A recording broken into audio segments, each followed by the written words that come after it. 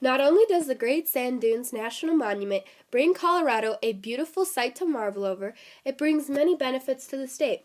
Back in the 1800s, before my time, Colorado's sand dunes were mainly used for mining and concrete making.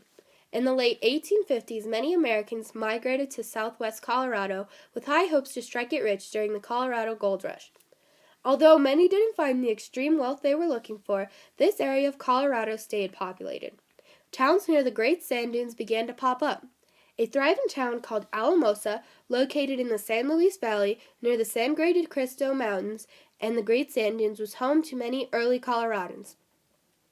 From the gold rush years to the years leading up to the 1920s, the Great Sand Dunes area was mainly used for mining and concrete making.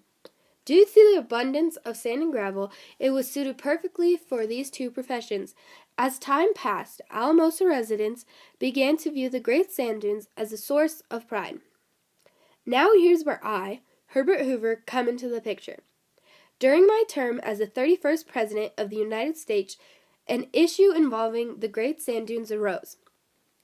Many people in southern Colorado were using the Great Sand Dunes for its natural resources. This began to take a toll on this beautiful location. Some people wanted this to stop and have the Great Sand Dunes be preserved. While I was president, a group of women from an organization called the Ladies PEO proposed an idea to me. This group included the very influential activist Myrtle Woods. They thought that the Great Sand Dunes should be preserved.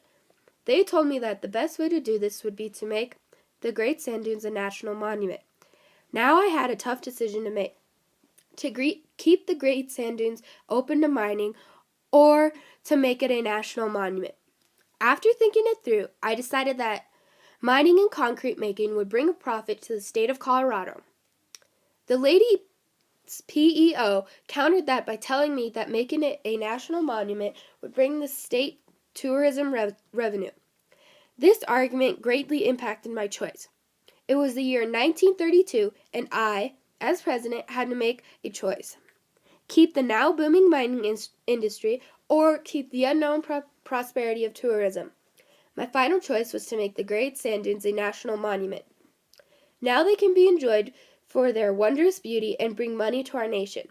Overall, my decision to make the Great Sand Dunes a national monument did pay off in the long run.